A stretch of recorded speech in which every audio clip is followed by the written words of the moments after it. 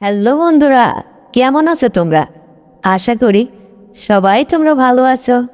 আর আমিও তোমাদের দোয়ায় খুবই ভালো আছি। তো বন্ধুরা, আজকে আমি তোমাদের সাথে যে মজার একটা গল্প শেয়ার করতে চলেছি, এই গল্পটা তোমরা পুরোপুরি শুনবে, তাহলে অনেক বিনোদন পাবে আর অনেক মজাও পাবে। তো চলো দেরি না করে শুরু করা যাক। আর তার আগে বন্ধুরা, তোমাদের কাছে আমার একটাই রিকোয়েস্ট, তুমি যদি এই চ্যানেলের নতুন দর্শক হয়ে থাকো তাহলে এক্ষুনি চ্যানেলটিকে সাবস্ক্রাইব করে দাও, ভিডিওতে একটা লাইক দাও আর শেয়ার করে তুমি তোমার কাছের মানুষকে এই ভিডিওটা দেখা বা শোনার সুযোগ করে দাও। তো চলো শুরু করা যাক। হঠাৎ একদিন রাত গভীরে আমার বড় ভাসুর খুব আমাকে ডাকাডাকি করছিল। আমি পাশের ঘরে শুয়েছিলাম, আর আমার স্বামী তো বাড়িতেই নেই, সে প্রবাসে আছে। তার সাথে রাত 10টা পর্যন্ত কথা বলে তারপর একটু মোবাইল টেপাটেপি করে আমি গভীর ঘুমিয়ে পড়ছিলাম। বুঝতে পেরেছিলাম না যে আমার বড় ভাসুরের কী হাল দশা হবে। কারণ বন্ধুরা, আমার বড় ভাসুর আগে পরের থেকেই সে হার্টের রুগী, বুকের ব্যথার রুগী।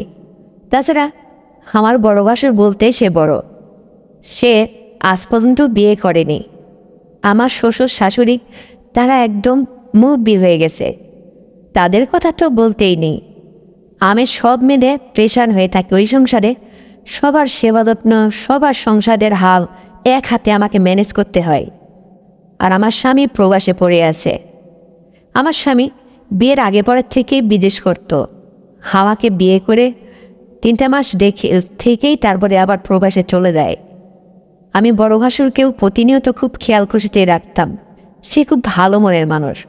কিন্তু কি যে হলো এই রাত্রে, যেটা তোমাদের বলতে বসছি, হঠাৎ করে যখন মাঝরাত্রে আমাকে এইভাবে খুব কাঁদতানো সুরে আমাকে ডাকাডাকি করছিল, আমি তখন ঘুমটা হঠাৎ করে ভেঙেই যায়। হয়তো কতক্ষণ ধরে সে রাখছে আমি জানি না। আমি ওই রকমই ঘুম থেকে উঠে নেক্সটটা গায়ে পড়নেছিল। আমি ওই অবস্থায় তার কাছে ছুটে চলে যাই। বললাম, কী হয়েছে বড় ভাই, এইভাবে আপনি এত কাঁপটাচ্ছেন কেন? বলছে, দেখো বউ, আমার দম নিতে ভীষণ কষ্ট হচ্ছে, আমি যা সহ্য করতে পারছি না, কিছু একটা করো, তা না হলে আমার মনে হয় সময় ফুরিয়ে গেল।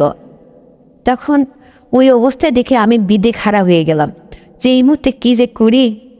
তার যে শারীরিক হাল, কি করব আমি এই মাঝ দুপুর রাত্রে? এখন আমি ডাক্তার কোথায় পাই? আর তাছাড়া আমার শ্বশুর শাশুড়ি মুরব্বী, তারা একদম ওই কর্নারের রুমে ঘুমায়, তারাও তার কণ্ঠ আওয়াজ শুনতে পারেনি। আমার পাশের রুমেই বড় ভাসুর ঘুমায়। তো ভাগ্যিস আমার কানে তার ডাক, তার আর্তনাদ আমার কান অবধি পৌঁছেছে, তাই আমি তার কাছে সঠিক সময়ে যেতে পারছি ঘুম থেকে উঠে। তারপরে ওই অবস্থায় তাড়াহুড়ো করে কী করব, বেশ কোনোরকম করে একটু তেল ম্যাসাজ করে তার বুক কাসরে সুন্দর করে ম্যাসাজ করে দিতে লাগলাম তেল দিয়ে। অনেক সময় বাদে বলতেছে, না, ব্যথাটা তো এখনও কমছে না। আমি বললাম, আপনার এই বুকের ব্যথা কতদিন ধরে ভাই? তখন বড় ভাসুর বলল, দেখো বউ, আমার খেয়াল কে রাখে বলো? আমার তো এই বুকের ব্যথাটা বেশ অনেক দিন ধরে। ডাক্তার আমাকে অবশ্য ওষুধ দিয়েছে, কিন্তু ব্যবসা প্রপার্টির ঝামেলায় এই সমস্ত ওষুধ খাওয়ার কথা আমার মনেই থাকে না। তাছাড়া মনে করিয়ে দেবেই বা কে? আমার তো আর বউ নেই যে সে আমাকে মনে করিয়ে দেবে। যেন ভাসুর বড় আক্ষেপ করে কথাটা বলল। তার কথায় আমার খুব কষ্ট লাগলো মনের কাছে। আহারে বেচারা, সে যে কারণেই হোক বিয়ে শাদী আজ পর্যন্ত করেনি।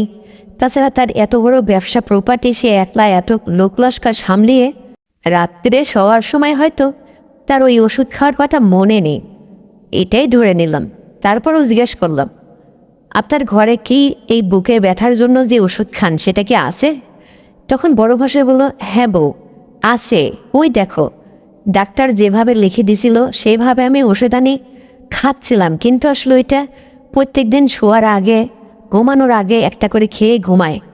কিন্তু আজ কয়েকটা দিন নিয়ম অনুসারে ওষুধগুলো আমার খাওয়া হচ্ছে না, মানে আমার মনেই থাকে না। তাছাড়া শরীরের মধ্যে একটু আরাম লাগতেছে, তো তাই ওষুধ খাওয়ার কথাটা একদমই ভুলে গেছি। আজকে হঠাৎ করেই এই অর্ধেক রাত্রে এইভাবে বুকের ব্যথায় শ্বাসকষ্টে এতটা কষ্ট হচ্ছিল যে তোমাকে আমি জোরে করে যে স্পষ্টভাবে ডাক দিয়ে জানাবো সেটাও পারছিলাম না, বিছনা থেকে উঠতে পারছিলাম না, ভীষণ কষ্ট হচ্ছিল। ভাগ্যিস সময় মতো তুমি আমার কাছে এসে পৌঁছেছো বউ।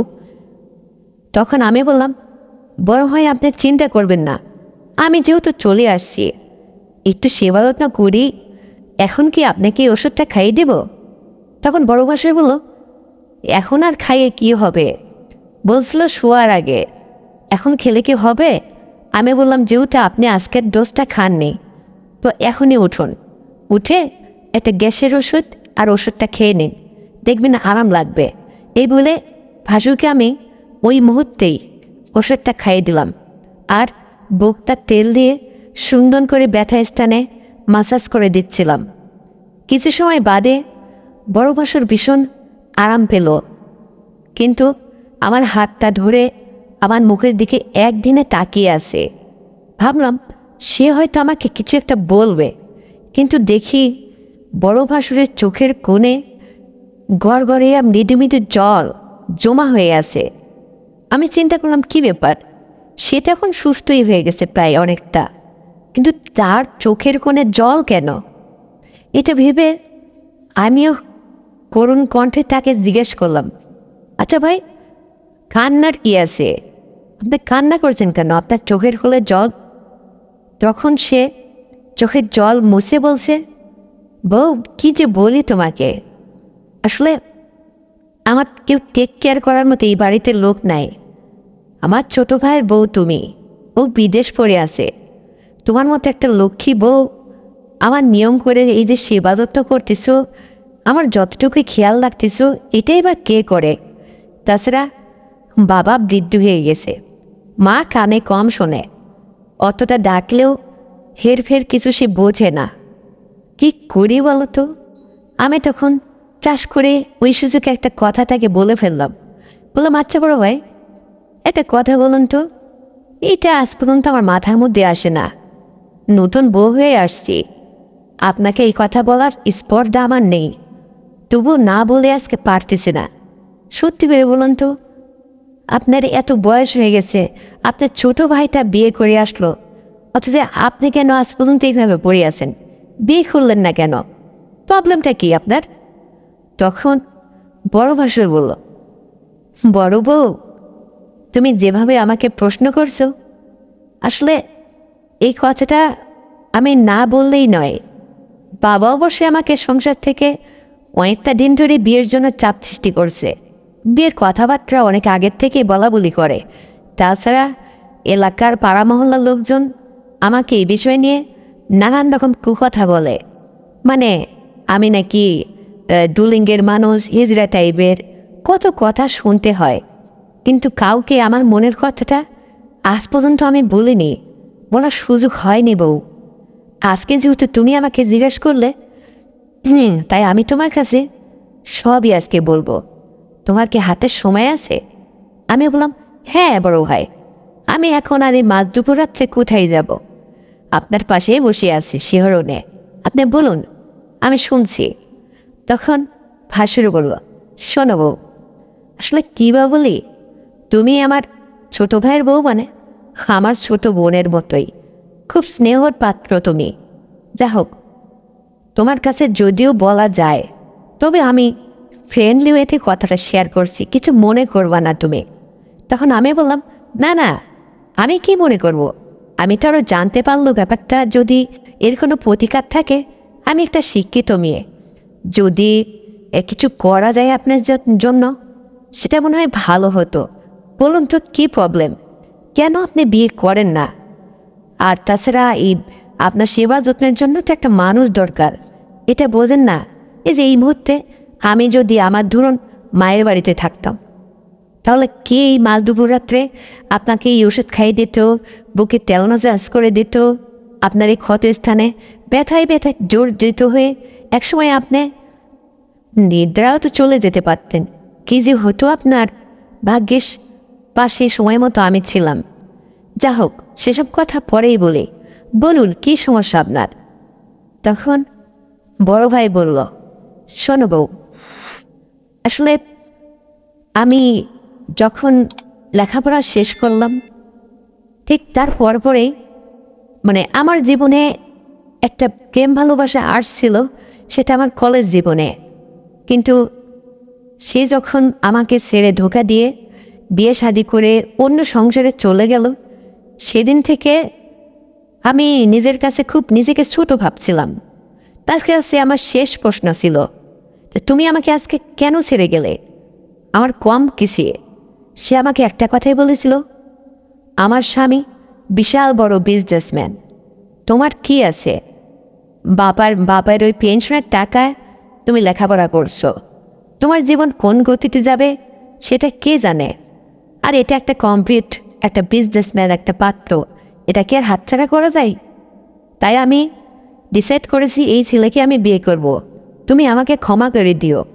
মেয়েটা আমাকে কয়েক বছর সম্পর্ক করার পরও শেষ কথা এটাই বলে আমার জীবন থেকে বিদায় নিয়েছিল। সেই কথাটা আমার মনে আছে, আর ওই কথাকে কেন্দ্র করে আমার মধ্যে একটা প্রতিজ্ঞার জন্ম গেল। একটা প্রতিজ্ঞা করলাম যে না, আমিও এই শহরে বড় একটা বিজনেসম্যান হয়ে নিজেকে প্রতিষ্ঠিত করে ওই মেয়েটাকে দেখিয়ে দেব যে আমিও পারি বা আমিও হয়েছি। সেইটা করতে গিয়ে আসলে এমন একটা সময়, যেটা বিয়ের প্রত্যেকটা ছেলেমেয়ের একটা সঠিক সময় থাকে, সেই সময়টা আমার জীবন থেকে অতিবাহিত হয়ে যায় নিজেকে প্রতিষ্ঠিত করে আসলে সেই জায়গায় দাঁড় হতে গিয়ে। ভাবতেও পারিনি সময়টা বা জীবনের এতগুলি বছর কিভাবে আমার জীবন থেকে এইভাবে চলে যাবে।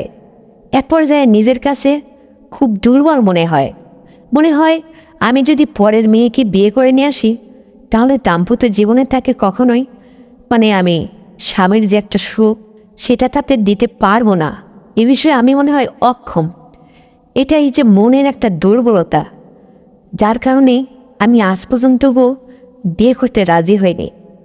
আমি তখন হেসে দিয়ে বললাম, আপনি বড্ড বোকা ভাই, এটা হচ্ছে মনের বাগে আপনাকে খেয়েছে।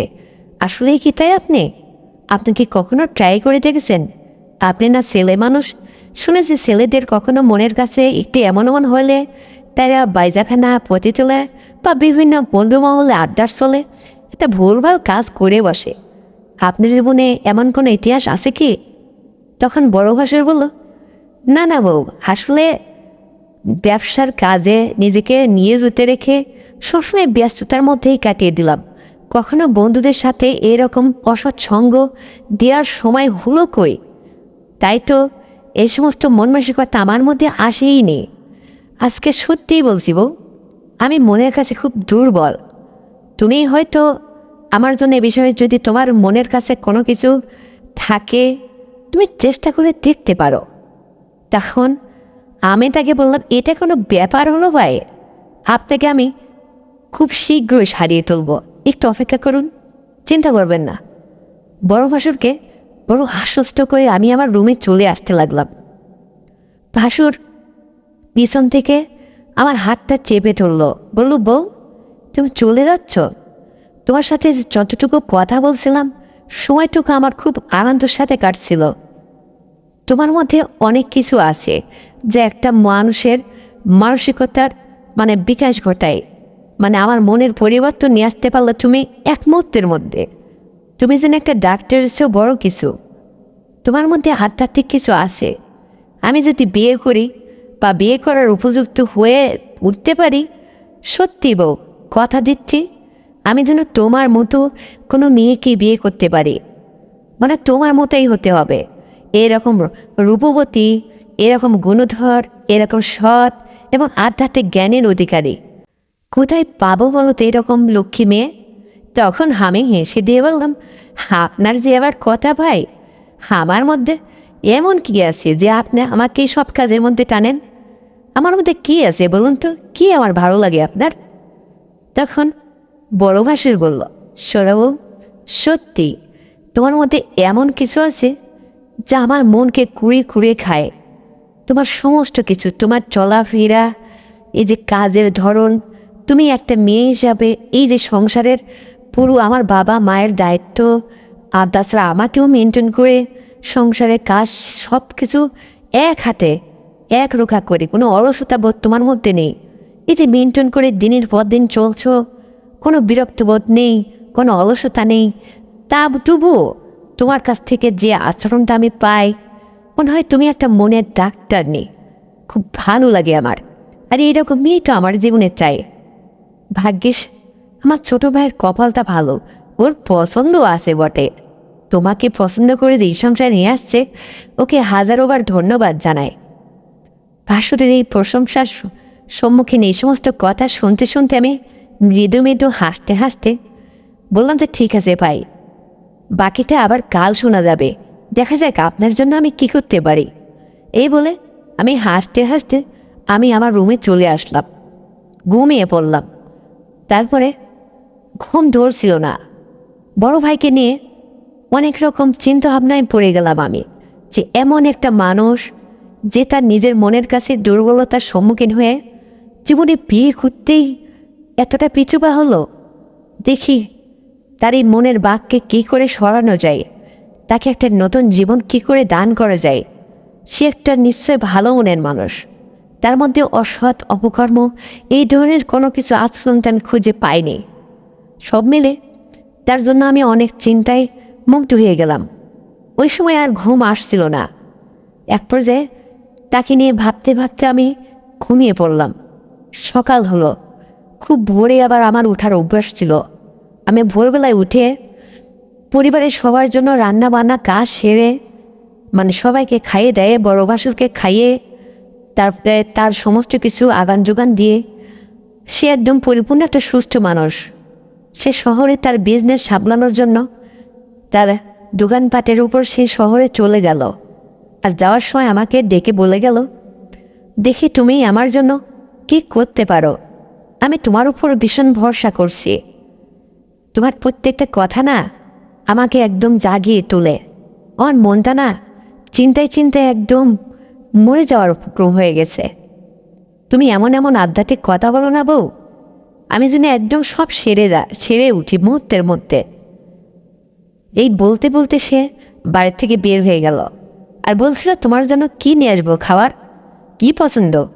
আমি বললাম মুস্কি হাসি দিয়ে, জানি না বড় ভাই, আপনার যা ইচ্ছা আপনি তাই নিয়ে আসবেন। এই কথা বলতে সে চলে গেল। সন্ধ্যায় সে ফিরল। ফেরার পরে দেখি হাতে তার ব্যাগ। আমাকে ডেকে বলল, বউ ব্যাগটা আমার হাত থেকে নাও, দেখো এর মধ্যে কিছু খাবার আছে, তোমার জন্য নিয়ে আসছি। বার্গার, পিৎজা আর কিছু ফলমূল আছে। কোনটা বা তোমার পছন্দ আমি জানি না ঠিক, আমার পছন্দ অনুযায়ী তোমার জন্য আমি আনছি। কিছুটা বাবা মাকে দাও আর তুমি বাকিটা খেয়ে নিও। আমি নিয়ে দেখি হরেক রকমের ফলমূল, আপেল, কমলা, বেদানা আর পিৎজা, বার্গার, তাছাড়া একটুটকায় কিছু খাবার নিয়ে আসছিল যেগুলো আমার খুব পছন্দ। সাথে থেকে অনেকগুলো ফুচকা নিয়ে আসছে টক দিয়ে। এটা আমার খুব ফেভারিট খাবার, টক দিয়ে ফুচকা খাওয়া। তো আমি খুব আনন্দের সাথে সেটা খেলাম, আমার শ্বশুর শাশুড়িকে দিলাম। আমার শ্বশুর শাশুড়িকে ঠিক আমার বাবা মায়ের মতো করে আমি সেবা যত্ন করতাম। গুরুদের যেভাবে সাধন ভোজন করতে হয় আমি তাই করতাম। আমার কাজের ওই সংসারে কোনো ত্রুটি রাখতাম না। তবুও আমার হাজব্যান্ড বিদেশ থেকে আমাকে ফোন করে মাঝে মাঝে বলতো, সুন্দরী বউ, বাবা মায়ের সেবা ঠিকঠাক মতো করছে তো, কোনো যেন ত্রুটি না হয়। আর আমার বড় ভাই, সে আমার দেব তুল্য, তার তো তুলনাই হয় না। সে আমাকে এতটা দিন যেভাবে টেনে আসছে, বা আমার এই যে বিদেশ আসার পিছনে যার ইন্ধন রয়েছে মূলে, সে হচ্ছে আমার বড় ভাই। সে খুব ভালো মনের মানুষ, কিন্তু তাকেও একটু খেয়াল খুশি রাখো। আমি বলেছিলাম যে দেখো, এই পরিবারের সবার কতটা খেয়াল খুশি আমি রাখি আমি জানি না, তবে প্রত্যেকটা মানুষের কাছ থেকে তুমি একটু মোবাইল করে জেনে নিও। দেখো তারা আমার নামে বদনাম রুটায় না, সত্যিই প্রশংসা করে।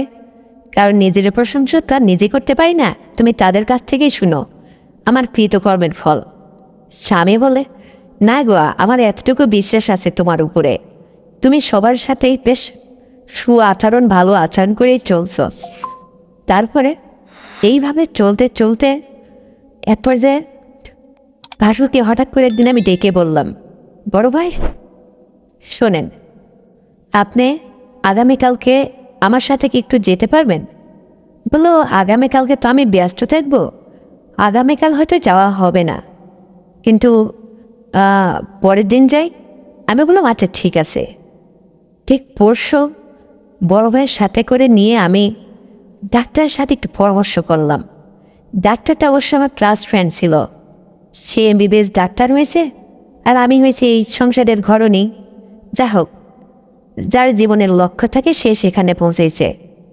তারপরে আমার বন্ধুকে আমি বলেছিলাম, দেখ বন্ধু, এটা আমার বড় ভাসুর, আসলে ওর মানসিক সমস্যাও আছে, তাছাড়া ও একটা হার্টের রুগী, কাগজটাও দেখে একটু ভালো ওষুধ পানি দিয়ে দাও, আর তাছাড়া তার একটা প্রবলেম আছে। বলো কি, একটু খুলে বলতে পারবি? আমি বললাম হ্যাঁ, অবশ্যই খুলে বলবো। দেখ, বিষয়টা ঠিক এরকম, সে মনের কাছে আসলে এতটাই দুর্বল।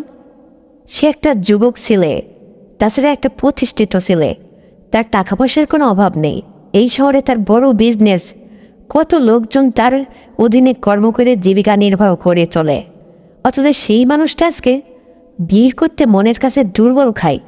তার ছোটো ভাই বিয়ে করছে জানিস, অথচ আমার বড় ভাসুর সে বিয়ে করল না আজ পর্যন্ত।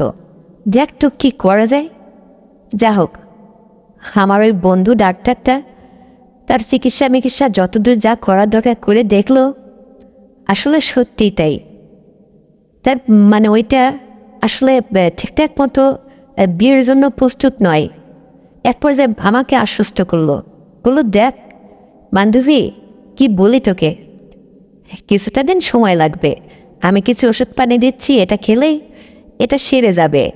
আসলে এগুলা টেনশনে এবং চিন্তায় জর্জরিত থাকার কারণে মানে তার ভিতর থেকে এই বাসনাটা এক পর্যায়ে লোপ পেয়েছে, হারিয়ে গেছে, এটা ঠিক হয়ে যাবে। আমি বললাম, তাও কতদিন লাগবে? পুরো 1-2 মাস, তারপরে ঠিক হয়ে যাবে। তারপরে আমি বললাম ঠিক আছে, তাহলে ওষুধ পানি লিখে দে। তো আমার ফ্রেন্ড ওষুধ পানি লিখে দিল আর বলল, একটু তাগিদ করে ঠিকঠাক করে খাওয়াইস নিয়ম করে, আর এটা খাওয়া যাবে না, ওটা খাওয়া যাবে না, কিছু মান্যে দিয়ে দিল। আমি ভাসুরকে নিয়ে বাড়িতে চলে আসলাম হাসতে হাসতে। আমার বন্ধু যেহেতু এমবিবিএস একটা ভালো ডাক্তার, আর সে যেহেতু আমাকে আশ্বস্ত করছে, নিশ্চয়ই আমার বড় ভাসুর সব ঠিক হয়ে যাবে, সেরে উঠবে। এই ভেবে আমি নিশ্চিন্তভাবে বাড়িতে আসলাম।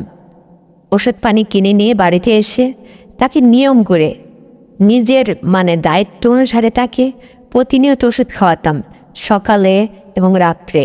আর দুপুরের ডোজটা তাকে আমি হাতে ধরিয়ে দিতাম যে, বড় ভাই আপনার দোকানে দুপুরে এটা বসে খেয়ে নেবেন।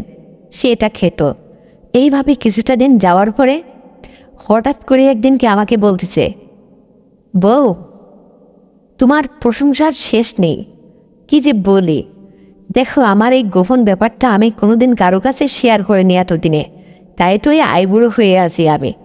আজ পর্যন্ত বিয়ে শাদীর নাম নিতেই আমার ভয় করত। এখন আমার মানসিক যে অবস্থা, আমার মনে হয় আমার বুকের ব্যথাটাও ওই ডাক্তারের চিকিৎসা নেওয়ার পরে একদম সেরে উঠছে। আর কখনই এরকম হয় না, মানে ঘন ঘন হার্টবিট বেড়ে যাওয়া, শ্বাসকষ্ট হওয়া, এই সমস্ত থেকে যেন আমি মুক্ত পেয়ে গেছি। তাছাড়া আমার যে গোপন একটা সমস্যা ছিল বা মনের যে দুর্বলতা, সেটাও সেরে উঠছে, এটা আমি বুঝতে পারি। এখন মনে হয় একদম আমি স্বাবলম্বী হয়ে উঠছি নিজের স্বাস্থ্য বিষয়ে। দেখো, আমার জন্য একটা মেয়ে খোঁজাখুঁজি করো। তখন আমি বললাম, কেমন মেয়ে চাই শুনি? তখন ভাসুর হাসতে হাসতে বলল, ঠিক তোমার মতোই হতে হবে, তা না হলে কিন্তু আমি বিয়ে করব না, এটা আমি তোমাকে সাপ সাপ বলে দিয়েছি। আগে পরের থেকে তো তোমাকে একই কথা বলে আসতেছি। আমি তখন বললাম, এ তো মহা জ্বালা, এ কেমন কথা বলেন আপনি? ঠিক আমার মতো মেয়ে আমি কোথায় পাবো এই দুনিয়ায় খুঁজে? আগে বলুন তো, যদি আমার মতে না হয়, একটু 19-20 হয়, চলবে তো? তো বলে, হ্যাঁ চলবে, কিন্তু তোমার মতো রূপবতী গুণধর মেয়েকেই আমার লাগবে, কারণ সবসময় যাতে তোমার মতো করেই আমার টেক কেয়ার করতে পারে। আমার কি কপাল, আমি বড় ভাই হিসেবে কেন আগে বিয়ে করলাম না? যদি আগেই আমি বিয়ে করতাম, হয়তো বা তোমার সাথে যদি আমার হতো, কত ভালো হতো, তাই না? কিন্তু যার কপালে যা লেখা থাকে সে তো সে তার সাথে সেখানে হবে। আসলে উপরওয়ালা যেখানে যা জুটি বেঁধে রাখছে, তার উপরে তো আর হাত নেই। আমি বললাম, এটাই যেহেতু মানছেন, তাহলে এটাকেই নিয়তিকে মেনে নেন, কি আর করা। তারপরে এইভাবেই বড় ভাসুরের জন্য আমি মনে মনে মেয়ে খোঁজাখুঁজি করতেছিলাম। এদিকে বাড়িতে আমার বাবাকে বলছিলাম, দেখো বাবা, আমার বড় ভাসুর আছে, সে খুব রহস্যময় একটা মানুষ, আর সে একটা প্রতিষ্ঠিত মানুষ। আমার শ্বশুর শাশুড়ি এখন বৃদ্ধ হয়ে গেছে, এই সংসারের এখন গার্জেন বলতে গেলে ওই দেব তুল্য আমার ওই বড় ভাসুরি। সে এত ভালো মানুষ, এতটাই অনেস্ট ম্যান, তার প্রশংসা বলে তোমার কাছে আমি শেষ করতে পারবো না। তার জন্য একটা ভালো শিক্ষিত সুপাত্র সন্ধান যদি তোমাদের কাছে থাকে, একটু দেখাশোনা করে একটু দাও না বাবা। আমি আমার বাবাকে বলার পরে বাবা বলল, ঠিক আছে, আমরা দেখি খোঁজাখুঁজি করে যদি হয় তো অবশ্যই জানাবো তোকে। যা হোক, আমিও আমার মতো খুব চেষ্টা করতেছিলাম। আমার ফ্রেন্ড সার্কেল, বন্ধু সার্কেল যারাই ছিল সবাই শিক্ষিত, সবার মধ্যে কথাটা ছড়িয়ে দিলাম। এক পর্যায়ে খুব চেষ্টা করতে লাগলাম। এর মাঝখানে হঠাৎ করে বিদেশ থেকে প্রায় রাত ভোর হয়ে গেছে, রাত এখনও বয়নি, কালসে কালসে অন্ধকার রয়ে গেছে, এমন একটা টাইমে আননোন নাম্বার থেকে আমার মোবাইলে একটা কল আসলো। ফোনটা রিসিভ করতে বলল, আপনি কি অমুকের স্ত্রী? আমি বললাম যে হ্যাঁ, কেন? বলছে, উনি রাত্রে শোয়ার সময় বলছিল, আজকে আমার ভীষণ কষ্ট হচ্ছে, গা ঘামছে, ভীষণ অস্থির বোধ হচ্ছে।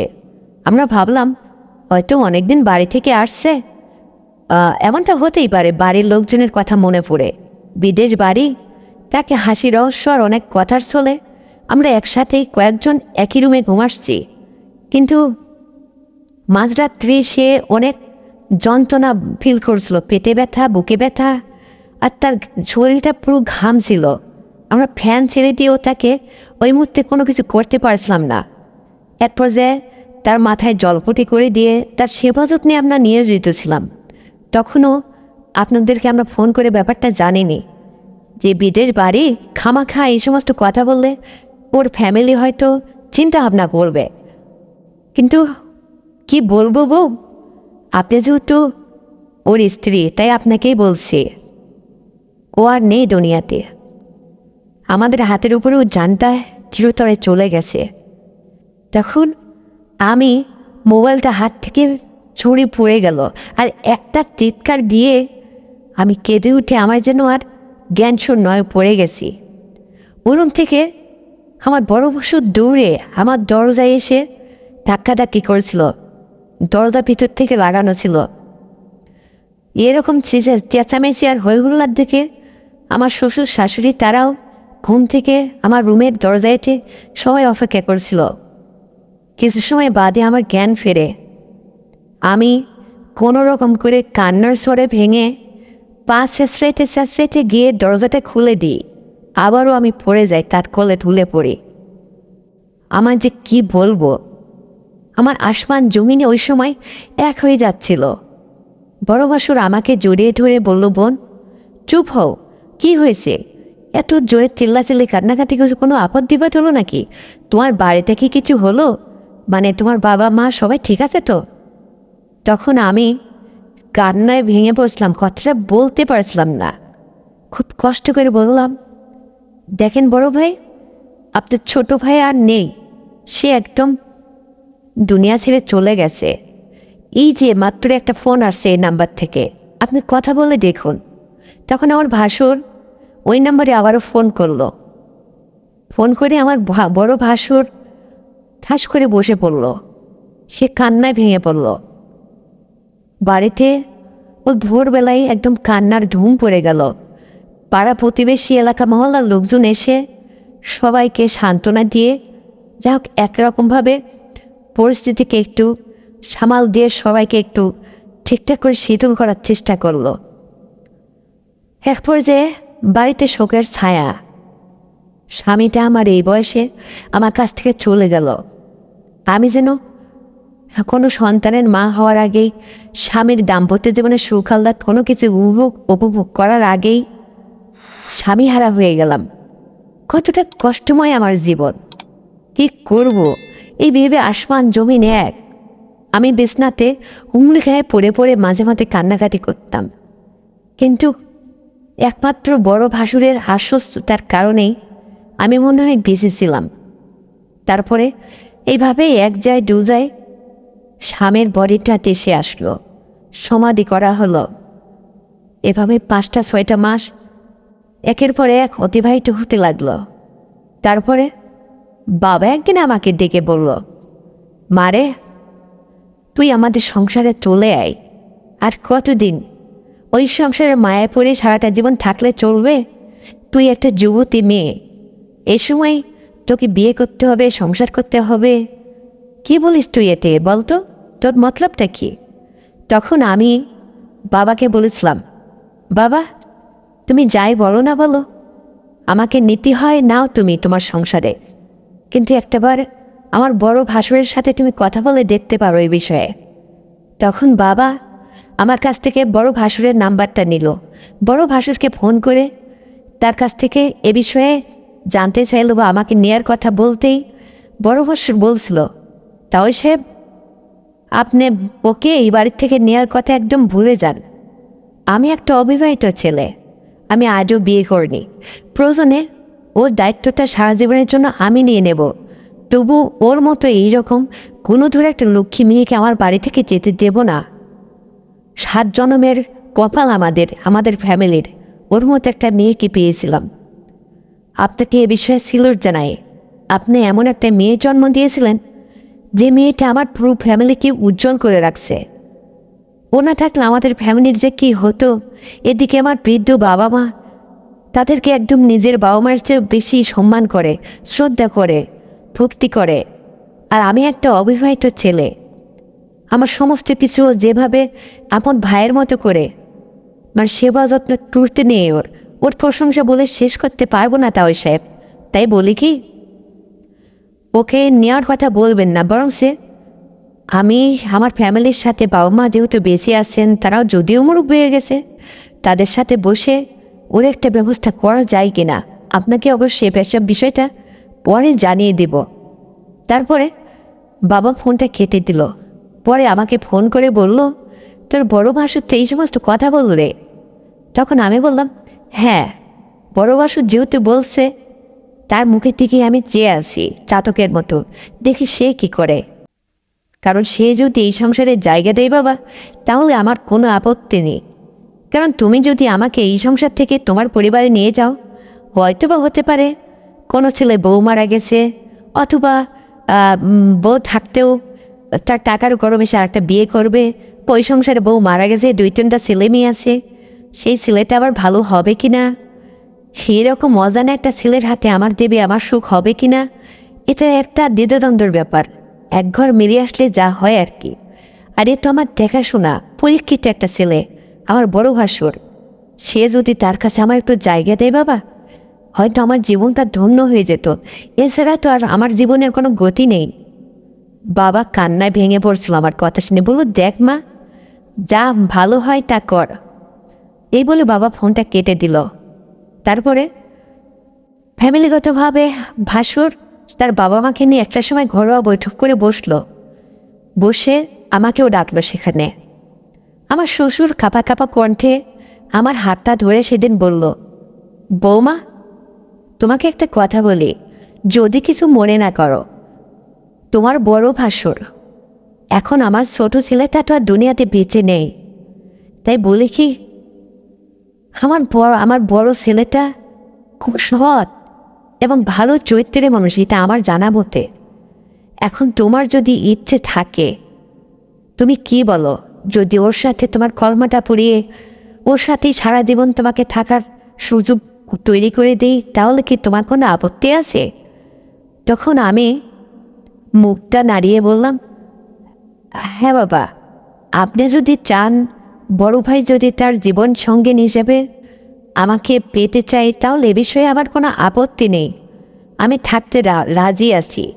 আর আপনারা যদি এটা করতে চান তাহলে দ্রুত করে বসুন, তা না হলে বাবা আমাকে বাড়িতে নেওয়ার জন্য বারবার তাগিদ করছে।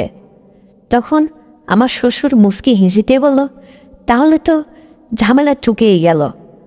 আমার বড় ভাসুরকে বলল, তাহলে তুই এক কাজ কর, ঠিক 2-1 দিনের মধ্যেই ঘরোয়াভাবে একটা ছোটোখাটো আনুষ্ঠানিকভাবে বউকে তোর বউ করে নিয়ে নে, কর্মা পড়িয়ে তো কাজে ডেকে নিয়ে এসে।